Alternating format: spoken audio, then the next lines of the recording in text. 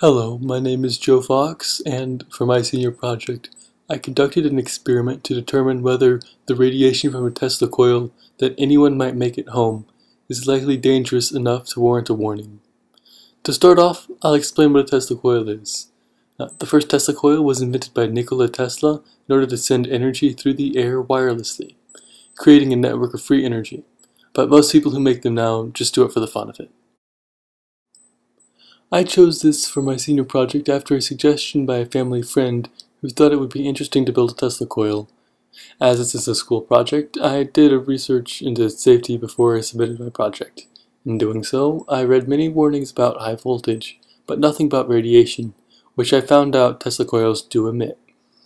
With this in mind, I came up with my experiment to test the effects of radiation of a Tesla coil on fruit flies. I figured it'd be too much paperwork to use human guinea pigs, or regular guinea pigs for that matter.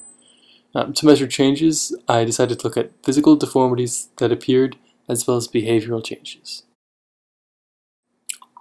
My project was broken into 4 stages, the first one being the design stage. In this stage, I learned about how a Tesla coil works and found several guides that I then used to make my own.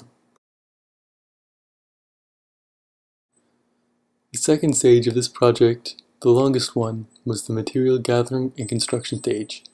The basic components of my Tesla coil were my saltwater Leyden jar capacitor array, the primary and secondary coil, the ground, the spark gap, the transformer, and the top load. The capacitor array was built by me. The primary and secondary coil were built with the help of Mr. Moore. The ground my dad helped put in. The spark gap I made. The transformer was bought online, and the top load was made by me. These are the unconnected saltwater Leyden jars. Here you can see a failed attempt to bend my primary coil into shape. Here the saltwater Leyden jars are lined up in an array. However, I changed how they were attached by soldering them together afterwards with Mr. Moore's help. In lieu of the first attempt to make a primary coil failing, I used a soft copper and hand bent the pipes instead. The secondary coil was wound by using a hand drill. In order to be safe for use, the grounding rod that I used had to be hit 3 feet into the ground. The spark gap was made by having a small space between 2 screws. Here the primary and secondary coil have been put in place. The copper wire from the secondary coil exits the wood and is wrapped around this handle where it then goes to the ground. The transformer was plugged into a wall outlet. This is how the saltwater Leyden jars look like during the experiment. I used heavy-duty jumper cables for a lot of the connections in my Tesla coil.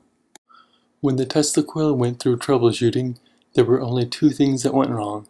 The transformer did not work, which I solved by buying another one, and the spark gap was too wide for the Tesla coil to run consistently, so all I had to do there was lessen the gap. With the Tesla coil fully operational, I began my experiment. Over the next month, I irradiated 1 culture of flies in 30-minute intervals, totaling 10 hours of time in close proximity to the spark gap, and therefore radiation. A control culture was kept side by side with the irradiated culture during storage, but during the radiation sessions it stayed with me, away from the Tesla coil. During the experiment, there were only minor behavioral differences, which could easily have been caused by the noise-related trauma from the spark gap. After the experiment ended, I let the cultures sit over spring break. When I came back, I noted something very interesting, because the difference between the 2 cultures was not there previously. The irradiated culture had turned more brown. I described it as having aged faster by about a week, based on what it had looked like. The control culture was starting to look like the irradiated culture a week and a half after that observation I had made. About a week and a half after I noticed that change, I began to collect my last set of data, the morphological changes. To the naked eye, the flies seemed to be the same, but under a 21x microscope, I noticed something interesting. While both cultures were bought as flightless fruit flies, which means they can't fly, which was caused by deformed wings, the wings from the flies in the irradiated culture were about half deformed and half normal, whereas the wings from the control culture were more than 75% deformed. Also, there were almost no larvae in the irradiated culture, but the control culture had a sizable population of larvae along the sides, that were still growing. In conclusion, upon examination of my data, I have determined that there is a sizable risk involved in prolonged exposure to a Tesla coil, even if it is a small one made at home, and I would advise anyone thinking of making one to take precautions to avoid both the high voltage and radiation. Precautions I recommend taking to avoid these dangers are to 1. Remotely turn on your Tesla coil using your room breaker, ensuring that you won't be electrocuted during startup.